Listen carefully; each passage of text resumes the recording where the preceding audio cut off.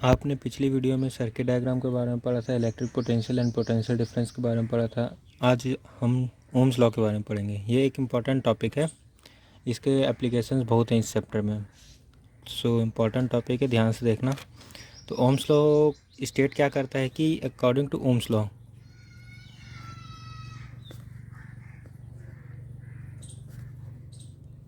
ये कहता है एट फिजिकल क्वांटिटी मतलब जैसे कि टेम्परेचर हो गया, प्रेशर हो गया, ये सब क्या होती है, तुम्हारी फिजिकल क्वांटिटी होती है। अब फिजिकल क्वांटिटी अब जैसे कि बुक में डेफिनेशन दी एट कांस्टेंट टेम्परेचर मान लेते हैं। Temperature the current flowing through a conductor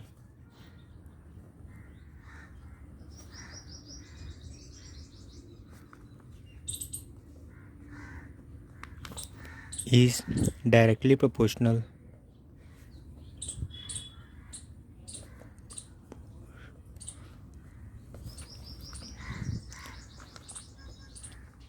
to the applied potential difference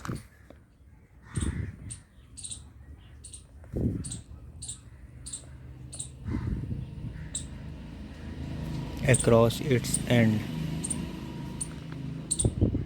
अब इसका मतलब देखते हैं, जैसे कि एक छोटा सा एक कंडक्टर है हमारा यहाँ पे, ठीक है। अगर इसमें मैं आई करंट पास कर रहा हूँ, अगर आई करंट पास कर रहा हूँ तो इसका जो आई है जो मेरी डायरेक्टली प्रोपोर्शनल किसके रहेगा, पोटेंशियल के रहेगा। अगर मैं आई को बढ़ाऊँगा तो वी भी बढ़ेगा, ठीक। तो इसको एक और कैसे लिख सकते हैं, V is directly proportional to I. Voltage बढ़ेगा, पोटेंशियल बढ़ेगा तो करंट भी बढ़ेगा। ओके। अब प्रोपोर्शनैलिटी साइन हटाने के लिए हम लोग क्या करते हैं, कांस्टेंट को इंट्रोड्यूस करते हैं, जो कि ये जैसे कि v equals to I R. ये एक कांस्टेंट हो गया, हर एक कंडक्टर के लिए एक मिलेगा तुमको, हर एक कंडक्टर में। इसका नाम होता है रेजिस्टेंस। अब रेजिस्टेंस होता है क्या है, ये एक अपोजिंग फोर्स होता है। जैसे कि करंट जो होता है वो फ्लो ऑफ चार्जेस होता है, तो ये फ्लो ऑफ चार्जेस को थोड़ा अपोज करता है। अब जैसे कि एक मैक्रोस्कोपिकली देख लें, मैक्रोस्कोपिक मतलब जैसे कि रियल लाइफ सिनेरियो में देखें तो जैसे कि कोई भी बॉडी अगर चलती है, जैसे कि एक बॉल रोल होती है तो उसका मोशन इस तरफ होता है, लेकिन उसको फ्रिक्शन उसको अपोज करता है। तो फ्रिक्शन अपोज करता है तो वो उसका नेगेटिव मोशन हो जाता है। वैसे ही एक करंट फ्लोइंग कंडक्टर में रेजिस्टेंस उसको फ्लो ऑफ चार्जेस को अपोज करता है। ओके। तो ये हो गया v equals to I R. ये एक फॉर्मूला हम लोग का एक इम्पॉर्टेंट फॉर्मूला बन गया। तो v upon I equals to क्या हो जाता है, r। तो इसका तो पता है वोल्टेज होता है ऐसा यूनिट, करंट का पता है एम्पियर होता है, ठीक। तो ये r को और क्या कह सकते हैं, ओम। इसका साइन ये रहता है ओम, ठीक। ये इसका ऐसा यूनिट है। ओके। तो ये ओम्स लॉ का हम लोग कुछ रिलेशन देखते हैं। v equals to I R है, और कैसे लिख सकते हैं, v upon I equals to R, या फिर I equals to R upon v upon R. तो इसका मतलब क्या होता है, करंट जो flowing through a conductor is directly proportional to potential difference and inversely proportional to resistance, ठीक। जितना ज़्यादा रेजिस्टेंस होगा उतना कम तुम्हारे कंडक्टर में करंट फ्लो होगा, जितना ज़्यादा रेजिस्टेंस होगा उतना कम करंट फ्लो होगा, ठीक। सेटिस्फाई हो रहा है ना।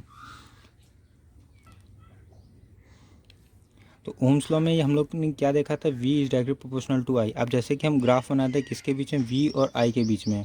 अब ग्राफ बनाया जाता है,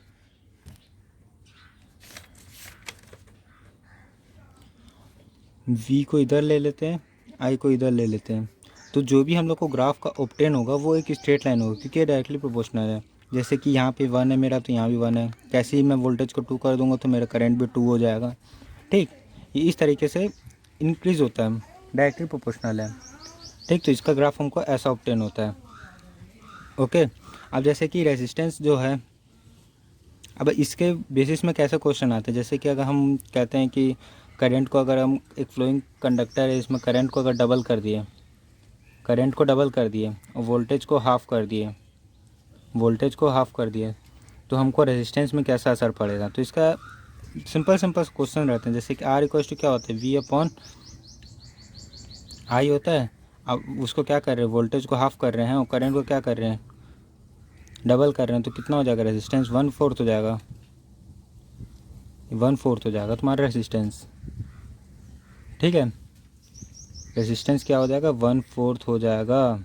ये हो गया तुम्हारा रेजिस्टेंस, ऐसे क्वेश्चनों के लिए। ठीक, अब आगे देखते हैं क्या आगे अगला टॉपिक क्या है, फैक्टर। क्या है factor, factor affecting the resistor.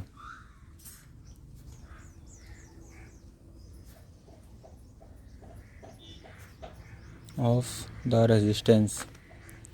अब इसका मतलब क्या होता है, अब जैसे कि रेजिस्टर है ये तुम्हारे, ये रेजिस्टर का ये साइन होता है, सिंबल ऐसे जिगजैग जिगजैग होता है, और ये साइन होता है, ये रेजिस्टर का सिंबल होता है। ठीक, अब ये रेजिस्टर है किसी न किसी मटेरियल का बना होगा। अब वो मटेरियल कैसा होता है, क्या होता है, उसके बारे में देखेंगे। जो होता है सबसे पहला होता है लेंथ ऑफ द कंडक्टर। दूसरा होता है area of its cross section. अब area of its cross section मतलब, ये क्रॉस सेक्शन का मतलब क्या होता है, जैसे कि मेरा पेन एक कंडक्टर है।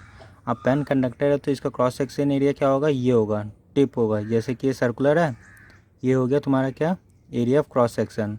ओके, तो ये एरिया ऑफ क्रॉस सेक्शन हो। तीसरा तो नेचर होगा, nature of a conductor.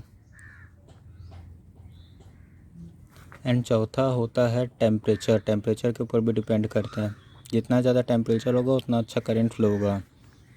Okay, हाँ, तो जैसे कि अभी देखा था, ये लेंथ रेजिस्टेंस जो है, length of a conductor, area of its cross section, nature of conductor and temperature के ऊपर डिपेंड करता है। ठीक, यहाँ तक तो समझ में आ गया। जैसे कि जो मेरा रेजिस्टेंस है वो किसके ऊपर डिपेंड करता है, लेंथ ऑफ ए कंडक्टर। दूसरा पॉइंट क्या हो गया, 1/एरिया, एरिया के ऊपर इन्वर्सली प्रोपोर्शनल। ये डायरेक्टली प्रोपोर्शनल हो गया और ये इन्वर्सली प्रोपोर्शनल हो गया। अब इसका एक लाइव एग्जांपल देखते हैं, ठीक, रेजिस्टेंस का। ठीक, अब जैसे कि एक छोटा सा एंट्रेंस गेट है, छोटा सा एंट्रेंस गेट एकदम छोटा सा। तो एंट्रेंस गेट या फिर बोलो एक होज मतलब कि एक पाइप होता है, पाइप छोटा सा, उसका क्रॉस सेक्शन एरिया है।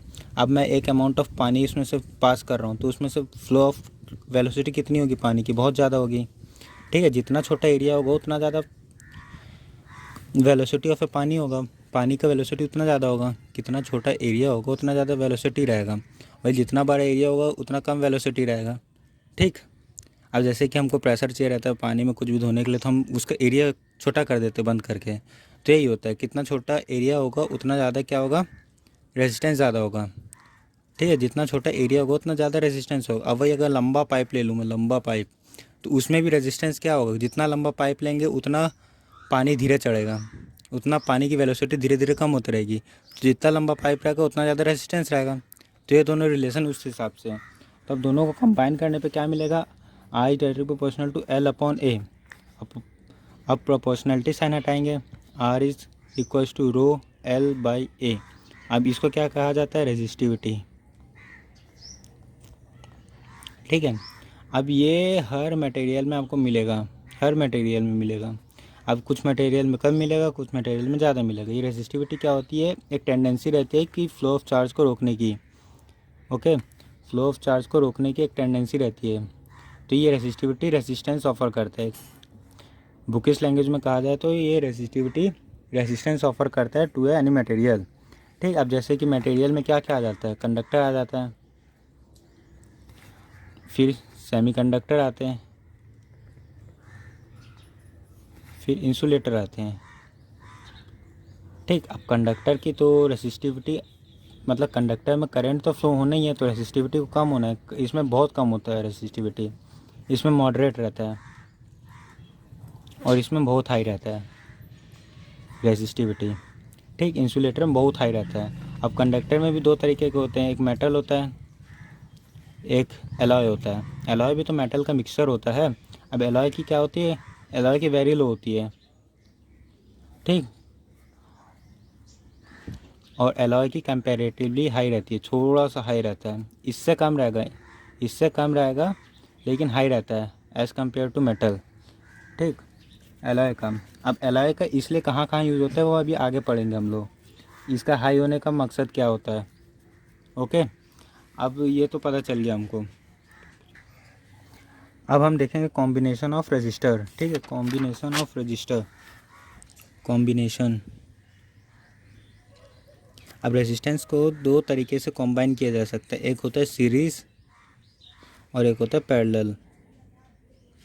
ठीक, अब रजिस्टर 3-4 रजिस्टर है, उसको सर्किट में आप कैसे उसको जोड़ेंगे आप, वो आपके ऊपर है। ठीक है, उसके पीछे भी एक लॉजिक लगे रहता है कि आपको रेजिस्टेंस ज़्यादा चाहिए तो एक ये कम्बिनेशन लगता है, रेजिस्टेंस कम चाहिए तो ये कम्बिनेशन लगता है। ओके, पहले देखते हैं सीरीज़ क्या होता है। ठीक है, अब सीरीज़ में क्या होता है, number of resistance end to end जुड़े रहते हैं। कैसे एंड टू एंड, ये एंड टू एंड जुड़े हैं। ठीक है, एक सर्किट में। ठीक है, ये R1 हो गया, ये R2 हो गया, ये R3 हो गया, ये एक ए हो गया, ये बी हो गया, ये सी डी।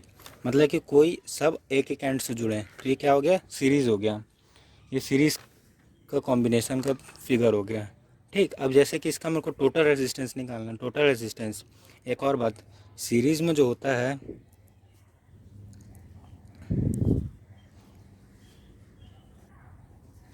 करंट कांस्टेंट रहता है। क्या कांस्टेंट रहता है, करंट थ्रू आउट द, जैसे ए और डी के बीच में मेरा क्या कांस्टेंट रहेगा, करंट कांस्टेंट रहेगा। ठीक, करंट कांस्टेंट रहेगा और वोल्टेज डिस्ट्रीब्यूट होगा, यहाँ से लेके यहाँ तक क्या होगा, मेरे V1 होगा, यहाँ से लेके यहाँ तक क्या होगा, मेरे V2 होगा, यहाँ से लेके यहाँ तक क्या होगा, मेरे V3 होगा। ठीक, ये सीरीज़ में होता है। और पैरेलल में और इसका उल्टा होता है, वोल्टेज कांस्टेंट रहता है और करंट डिस्ट्रीब्यूट होता है। ठीक, अब जैसे कि मेरा यहाँ तक है। ठीक, अब ओम्स लॉ क्या कहता है, V=IR, ये तो फॉर्मूला पता ही है। ओके, अब जैसे कि V1 क्या हो जाएगा, करंट कांस्टेंट है R1, V2 करंट कांस्टेंट है V × R2, V3 I × R3 series के लिए। ठीक, अगर मैं तीनों को कंबाइन कर दूं तो मेरा क्या मिल जाएगा, एक V मिल जाएगा। V क्या हो जाएगा, V1 + V2 + V3, combining all the three potential of A register. Okay, तो इसका मतलब क्या हो जाएगा, IR1 + IR2 + IR3। ओके, अब पोटेंशियल ये हम लोग को कहाँ से, ये ओम्स लॉ क्या कहता है, V = IR, IR1 + IR2 + IR3। तो इससे मेरा क्या कॉमन निकला, I कॉमन निकला, R1 + R2 + R3। ओके, तो आई क्या हो गया, कैंसिल हो गया, तो आर क्या आ गया मेरा, R1 + R2 + R3। तो ये मेरा क्या हो गया, सीरीज़ का टोटल रेजिस्टेंस हो गया, सीरीज़ कॉम्बिनेशन का टोटल रेजिस्टेंस हो गया। अब जैसे कि मेरा ये 5 ओम का था, ये 3 ओम का था, ये 4 ओम का था, तो टोटल रेजिस्टेंस कितना हो जाएगा, 5 3 8 8 4 12 ओम का पूरा सर्किट में रेजिस्टेंस हो गया। ओके, अब आते हैं अपन लोग किस में, पैरेलल कॉम्बिनेशन में।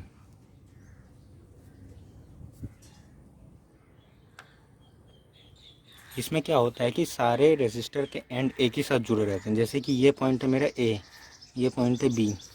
अब जैसे कि ये जुड़ गया मेरा एक रेजिस्टर और ये दूसरा रेजिस्टर और ये तीसरा रजिस्टर, अब सबके एंड एक ही पॉइंट पे जुड़े हैं, तो ये हो गया मेरा पैरेलल कॉम्बिनेशन। ये पैरेलल कॉम्बिनेशन हो गया ये भाई। अब मैं क्या बोला था, पैरेलल में क्या कांस्टेंट रहता है, याद रखना हमेशा, वोल्टेज कांस्टेंट रहता है, कांस्टेंट रहता है और करंट डिस्ट्रीब्यूट होगा, मतलब कि थ्रू आउट द यहाँ वोल्टेज तुम्हारा कांस्टेंट रहेगा। और इसके बीच में क्या रहेगा, I1 हो जाएगा, इसके बीच में I2 हो जाएगा, इसके बीच में I3 हो जाएगा, करंट डिस्ट्रीब्यूट हो रहा है। ओके, ये R1 है मेरा, R1 R2 और ये R3। ठीक, अब अपन लोग देखेंगे क्या अपन लोग को क्या निकालना। अब जैसे कि हम लोग को करंट निकालना, करंट इक्वल टू क्या हो जाएगा, V/R।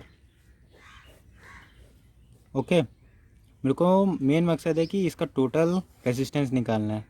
तो ये हो गया मेरा किसका, ओम्स लॉ से ये निकला रिलेशन। ठीक, I इक्वल टू क्या होता है, I = I1 + I2 + I3। तो यहाँ पे हमारा I1 क्या हो जाएगा, I1 इक्वल टू क्या हो जाएगा, V/R1 I2 इक्वल टू क्या हो जाएगा V/R2 and I3 equal to क्या हो जाएगा V/R3। अब तीनों को कंबाइन कर लिए फॉर्मूले में डाल दें तो क्या हो जाएगा I equal to V/R1 plus V/R2 plus V/R3। ठीक, तो ये कितना हो गया, I का वैल्यू क्या हो गया V/R होता है, यहाँ से पता चल गया।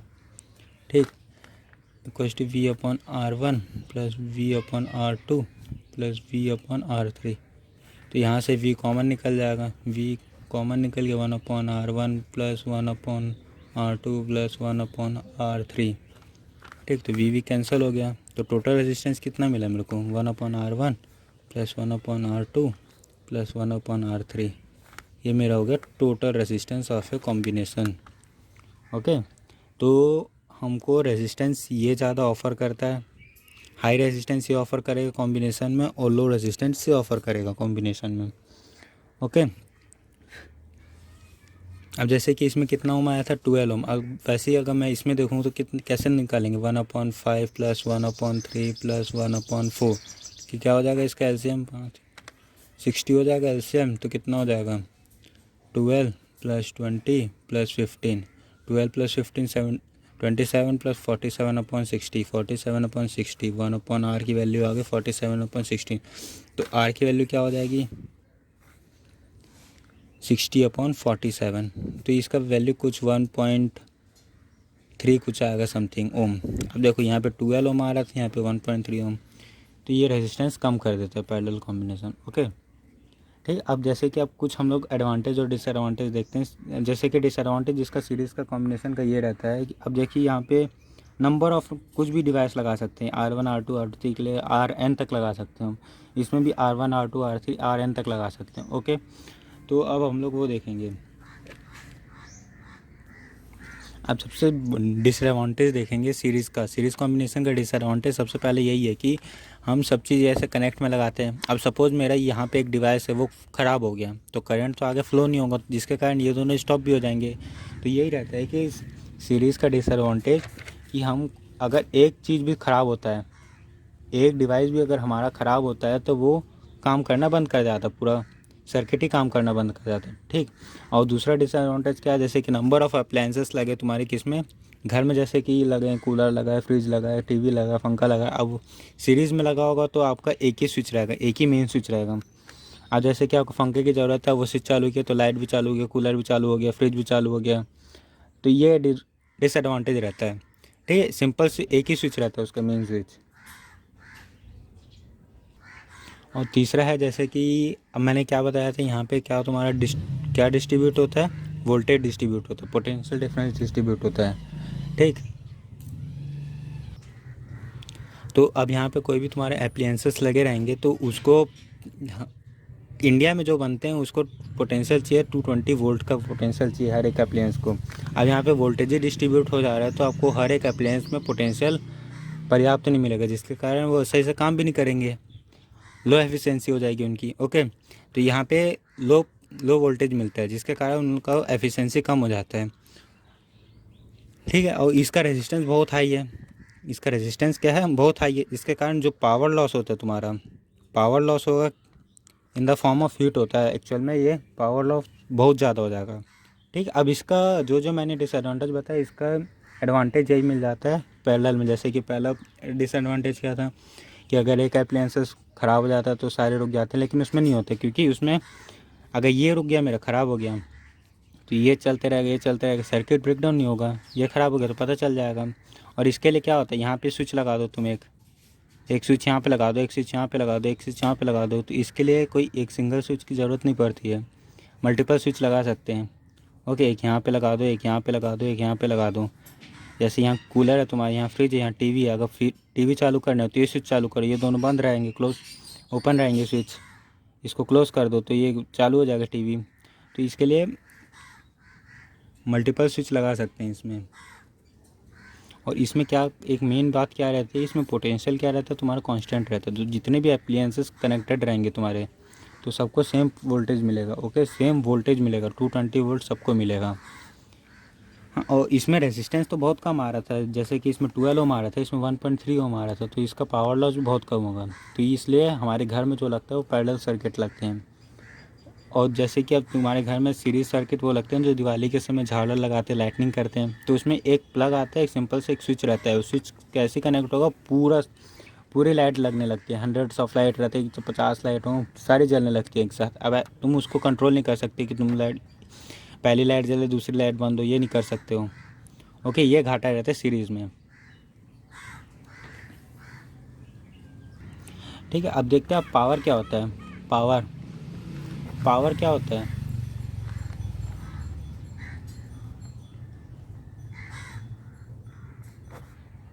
ये तो 9th क्लास में पढ़ी होगी आपने, energy per unit time power कहलाता है। अब जैसे इलेक्ट्रिकल टर्म में किसी भी काम करने की, जैसे पंखा घूम रहा है, वो बिजली लेके कुछ काम कर रहा है, तो उसका पावर का फॉर्मूला ये होता है V/I। ये नॉर्मल पावर का फॉर्मूला हो गया। ठीक, V/I। अब V/I आया कहाँ से? जैसे कि इसका फॉर्मूला क्या होता है, वर्क डन अपॉन टाइम होता है। और वर्क डन हो किसके कारण रहा है? वर्क डन जो मेरा है किसके कारण हो रहा है? पोटेंशियल करंट अक्रॉस द किसी भी डिवाइस के अक्रॉस मेरे पोटेंशियल है और करंट फ्लो हो रहा है उसमें for a particular time T. ठीक, पर्टिकुलर टाइम टी के लिए किसी भी वोल्टेज और करंट फ्लो हो रहा है मेरे कंडक्ट डिवाइस से, तो वो वर्क डन होगा। अब वर्क डन का ये फॉर्मूले में डाल दो, P इक्वल टू क्या हो जाएगा, V/I/T/T। टी कैंसिल तो क्या है, VI आ गया। तो P इक्वल टू क्या है, VI।